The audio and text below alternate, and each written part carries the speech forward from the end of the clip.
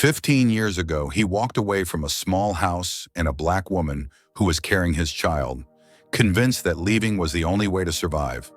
Today, he returned in a luxury car, wearing a suit worth more than everything inside that house combined. He expected anger. He expected rejection. What he didn't expect was the look in her eyes. Not hate, but exhaustion. The kind that comes from raising black children in a world that questions their worth before it hears their names. And when a little black girl stepped forward, instinctively shielding her mother with her body, his heart stopped. Because in that moment, he realized the truth he had run from was standing right in front of him. This story isn't just about abandonment. It's about racism that hides in silence, about love tested by time, and about a choice that will either destroy what's left or save a child's life. Stay until the end, because something shocking is about to change everything. When Marcus Whitmore stepped out of his black luxury SUV, the gravel road crunched beneath shoes that cost more than the entire house in front of him. He had rehearsed this moment 1,000 times during the 5-hour drive from Atlanta. Every sentence, every apology, every explanation. None of them survived the first 3 seconds. The house was smaller than he remembered. Or maybe it wasn't smaller. Maybe poverty just had a way of shrinking things over time. Peeling paint, a sagging porch, one window patched with plastic instead of glass, and standing in the doorway, frozen as if time itself had slammed into her chest, was the woman he had sworn he would never hurt again. Aisha Carter. She was barefoot. Her jeans were faded at the knees. A loose t-shirt hung from shoulders that looked stronger than they should have been for someone who had carried this much weight alone. Her skin, deep brown, radiant even in exhaustion, tightened as her eyes locked onto his face. "I thought you were a ghost," she said. Her voice didn't shake. That was worse. Or a bad memory that finally learned to stay buried. Marcus swallowed. 15 years of success, boardrooms, applause, interviews. None of it prepared him for the way her words stripped him bare in seconds. "Aisha, Behind her, movement. 3 children, barefoot, watching him like he was an intruder who didn't belong in their world. The oldest girl stepped forward just half an inch, instinctively placing herself between Marcus and her mother. She had Aisha's eyes and his jaw. Marcus felt something crack inside his chest. "You shouldn't be here," Aisha said quietly. "Not after all this time." He looked past her, just for a second, and regret hit him like a punch. A crooked table, mismatched chairs, a pot on the stove that smelled like beans and rice. No pictures on the wall, because frames cost money and memories didn't feed children. "I didn't come to hurt you," he said. Aisha let out a soft, humorless laugh. "You did that already. You perfected it." The little boy clung to her leg. The middle child stared at Marcus's watch, wide-eyed. The girl, the oldest, never blinked. "What do you want?" Aisha asked. Marcus reached into his jacket and pulled out a thick envelope. Her jaw tightened immediately. "If that's money, you can leave right now." "It's not charity," he said. "It's the truth." "The truth?" Her voice sharpened. "You disappeared. No calls, no letters, no explanation. That was your truth." The girl's eyes narrowed. "Mom," she said, her voice steady but protective. "Do you want him here?" Aisha hesitated, just for a second. That hesitation cost her. "Come in," she said finally. "But take off your shoes. We don't track dirt in this house." Marcus obeyed without a word. The concrete floor was cold, clean but worn. He noticed everything now, because back then he hadn't noticed anything that mattered. Aisha sent the children outside, though the girl lingered, clearly unwilling to leave her mother alone with him. "My name is Naomi," the girl said, staring directly at Marcus. "And if you make my mom cry, I'll remember your face." Marcus nodded. "That's fair." When the door closed, the silence was heavy. "You look different," Aisha said. "Rich suits age people faster than poverty, I guess." He deserved that. "I came because I found something," Marcus said. "Something we signed." Her brow furrowed. "Signed?" "Before I left. Papers. I didn't explain them. I should have."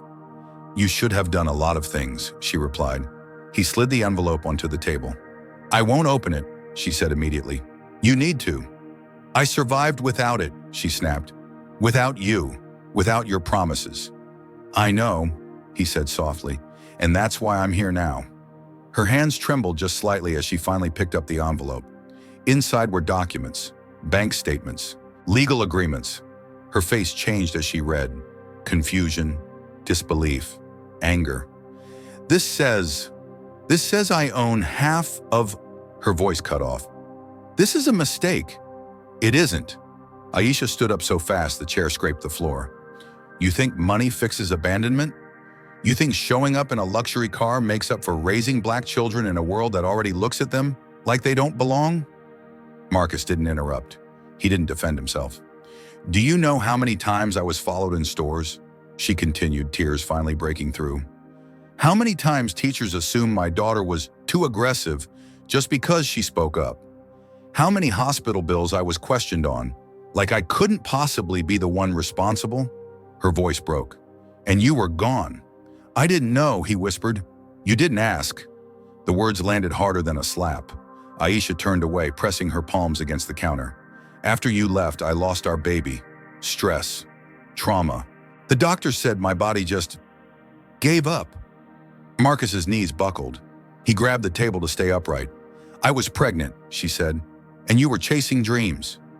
Silence swallowed the room. And Naomi? Marcus asked, his voice barely there. Aisha looked at him. She's yours. The world stopped. Before Marcus could speak, a cough echoed from outside. Naomi stood in the doorway, pale, her hand pressed to her chest. Mom, she whispered, it hurts again. Aisha rushed to her instantly. Marcus followed, panic rising. He saw it now.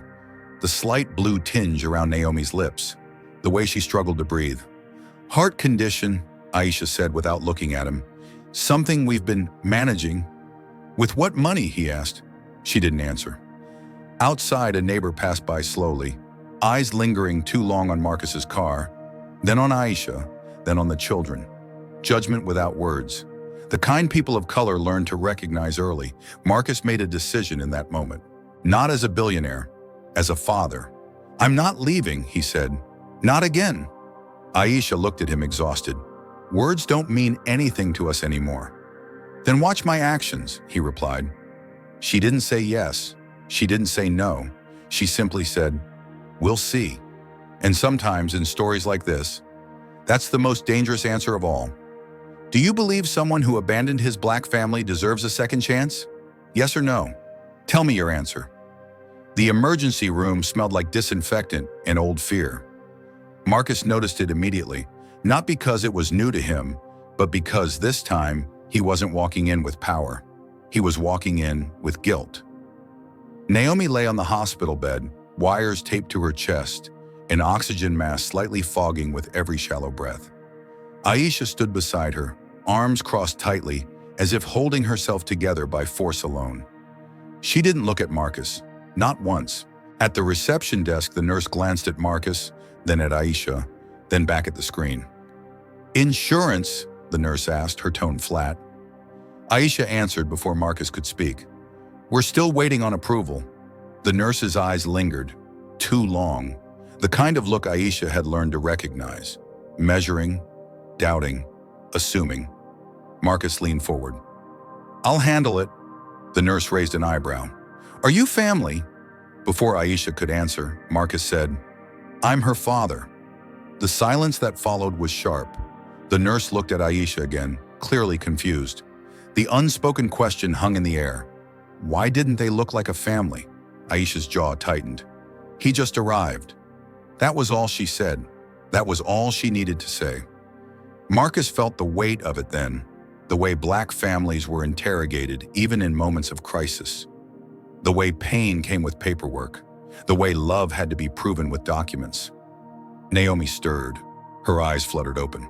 Mom? She whispered. Aisha leaned in instantly. I'm here, baby. Naomi's gaze shifted to Marcus. She studied him, not with fear, but with something more dangerous. Expectation. They won't let me run anymore, Naomi said quietly. Coach says I get tired too fast. Marcus swallowed. We're going to fix that. Aisha shot him a look. Don't make promises you can't keep.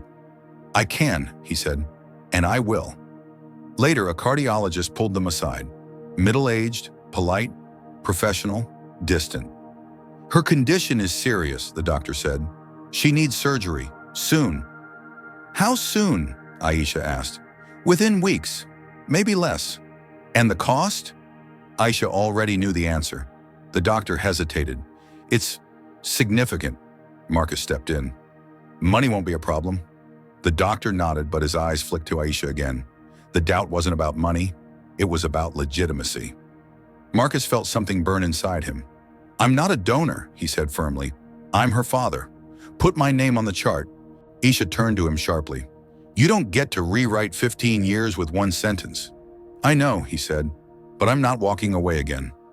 That night, Marcus stayed in the hallway while Aisha slept sitting upright in a plastic chair, one arm draped protectively over Naomi. He watched them, mother and daughter pressed together like the world was constantly trying to tear them apart. And maybe it was. Outside the room, Marcus took a call. "Sir," his assistant said nervously, "your mother is online too. She saw the news." "What new?" Marcus asked. "There's a photo circulating. You at a public hospital with a black woman and children." Marcus closed his eyes. "She's accusing Aisha of trying to trap you," the assistant continued. "Says you're being manipulated." Marcus felt rage rise like a wave. "No," he said coldly. "She manipulated me 15 years ago." There was silence on the other end. "Cancel my meetings," Marcus added. "All of them." "But the board?" "I don't care." He hung up. The next morning, trouble came wearing suits. Two men from the hospital administration arrived with clipboards and smiles that didn't reach their eyes. "There's been some concern," one of them said, "about financial responsibility and guardianship." Aisha stood. "Are you suggesting I'm not capable of caring for my child?" "No," the man said quickly. "We just need clarification." Marcus stepped forward. "You wouldn't be asking these questions if she lived in a gated neighborhood?" The man stiffened. "Sir, she's her mother," Marcus continued, "and I'm her father. That's the clarification." Later that day, Naomi collapsed. Alarms, shouting, doctors rushing in. Aisha screamed her daughter's name. Marcus watched helplessly as Naomi was wheeled into surgery sooner than planned. Outside the operating room, Aisha finally broke. She sank to the floor, sobbing silently, hands shaking. Marcus knelt beside her. "I failed you," he said. "I failed all of you." Aisha didn't push him away. "Do you know what it's like," she whispered, "to raise black children knowing the world will punish them for existing?" "Yes," Marcus said. "Now I do." Hours passed. Finally, the surgeon emerged. "She made it," he said, "but we needed a blood transfusion. Your blood type." "I donated," Marcus said. "Whatever she needs." The surgeon nodded. "She's stable. For now." That night, Naomi woke up. Marcus was there. She looked at him sleepily. "You stayed?" "Yes," he said, "and I will keep staying." Aisha watched from the doorway, tired, guarded, hopeful despite herself. But hope, as they both knew, came with a cost. Because outside that hospital room, the world was already watching and judging. And the hardest fight hadn't even begun yet. The morning light filtered through the hospital blinds like a fragile promise. For the first time in days, Naomi's breathing was steady. The machine still hummed softly, but the panic had eased into something quieter, hope, cautious, and earned. Aisha sat by the bed, her fingers laced with Naomi's, her eyes hollow with exhaustion. She had slept maybe an hour. Marcus stood near the window, hands in his pockets, watching the city wake up. Sirens in the distance, a delivery truck unloading, life moving on, indifferent to how close one child had come to slipping away. When the cardiologist returned, his voice carried relief. "The surgery went as well as we could have hoped. Recovery will take time, but she has a future." Aisha closed her eyes. She didn't cry. She simply nodded, as if she'd been holding her breath for 15 years and had finally exhaled. Naomi stirred and opened her eyes. "Mom? I'm here," Aisha said instantly. Naomi's gaze drifted to Marcus. "You're still here?" "Yes," he said. "I told you I would stay." She studied his face, searching for something. "People leave," she said quietly. "They always say they won't." Marcus pulled a chair close and sat so they were eye level. "You're right," he said. "People leave, and sometimes they don't deserve forgiveness. I don't get to erase what I did, but I get to choose what I do next, every day." Naomi thought about that. Then she squeezed her mother's hand and nodded once. It wasn't forgiveness. It was permission to try. Outside the room, Aisha finally turned to Marcus. "If you think money is going to fix everything—" "I don't," he said. "I think showing up might." She searched his face. "For how long?" "As long as it takes." That afternoon, Marcus made a call he'd avoided for years. His mother answered on the first ring. "I saw the hospital," she said coldly. "This is a mistake." "No," Marcus replied. "The mistake was listening to you." There was silence. "You told me Aisha would ruin my life," he continued. "You forged letters. You made me believe she left. And I believed you because it was easier than facing my fear." His mother scoffed. "You're throwing everything away for a woman who—" "For my family," Marcus said firmly. "If you can't respect them, you don't get access to me." He hung up. No shaking hands, no regret, just clarity. The next weeks were hard. Recovery was slow, bills piled up, and the world didn't suddenly become kind. At Naomi's school, a parent complained about special treatment. At the pharmacy, Aisha was asked, again, if she was authorized to pick up her own child's medication. In a restaurant near the hospital, a server assumed Marcus was paying for the lady and her kids like it was charity. Each time Marcus watched Aisha straighten her spine and respond with dignity, she learned the hard way. And each time he stepped in, not to overshadow her, but to stand beside her. "She's not lucky," he told the server calmly. "She's my family." Word spread, not as gossip, but as truth. A billionaire stepping back from boardrooms to sit in plastic chairs, a black mother who refused to be erased, a child whose life forced a reckoning. Marcus made a decision that surprised everyone, including himself. He sold a portion of his holdings and created a foundation, not in his name, but Naomi's. It funded cardiac care for children from underserved communities. It trained hospital staff on racial bias. It paid for transportation, lodging, and meals for families who couldn't afford to fall apart while their children fought to live. At the press conference, cameras flashed. Questions flew. "Is this guilt?" one reporter asked. Marcus didn't flinch. "It's responsibility." Aisha stood a few steps behind him, not hidden, not displayed, present. When a reporter turned to her and asked how it felt to be rescued, Aisha answered before Marcus could speak. "I wasn't rescued," she said. "I survived. This is partnership." The room went quiet. Months later, Naomi walked out of the hospital on her own. Slow steps, a small smile. Aisha cried then, deep, shaking tears she'd earned. Marcus wrapped an arm around both of them, careful, respectful, steady. They didn't move into a mansion.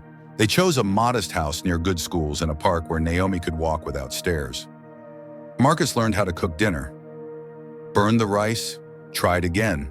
Aisha went back to school part-time. The kids laughed more. Healing wasn't dramatic, it was daily. One evening, Naomi sat between them on the couch. "Are we a family?" she asked. Aisha answered first. "Family is who shows up." Marcus nodded. "And who stays?" Naomi smiled and leaned into both of them. The world didn't change overnight. Racism didn't disappear. But one family refused to let it decide their ending. And sometimes, that's how change begins. Before we close this story, let me ask you something. How did this story make you feel? Hopeful, angry, or both? Do you think Marcus truly earned redemption, or was it Aisha's strength that saved everyone? If this story touched you, comment 111 below to let me know. And tell me, what country are you watching from today?